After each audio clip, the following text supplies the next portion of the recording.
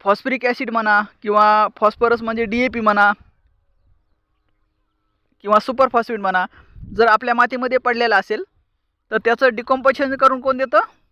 Phosphorus soluble bacteria.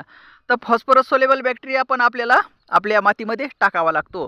तर ते पण बायोचं कंटेन्स आहे. दुसरी गोष्ट KMB पोटॅश सोलेबल बॅक्टेरिया. आपल्या जमिनीचं माती परीक्षण केल्यानंतर तुम्हाला समजेल की पोटॅश आपल्या जमिनीमध्ये व्हेरी हाय आहे. म्हणजे पोटॅशची उपलब्धता खूप आहे आपल्या जमिनीमध्ये. गरज आहे पोटॅश सोलेबल बॅक्टेरियाची. वरून टाकला आपण पोटॅश.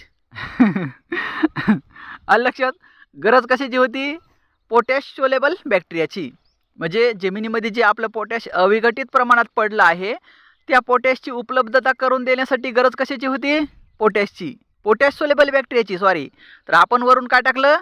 कमतरता आहे म्हणून पोटॅश. गणित चुकलं का नाही?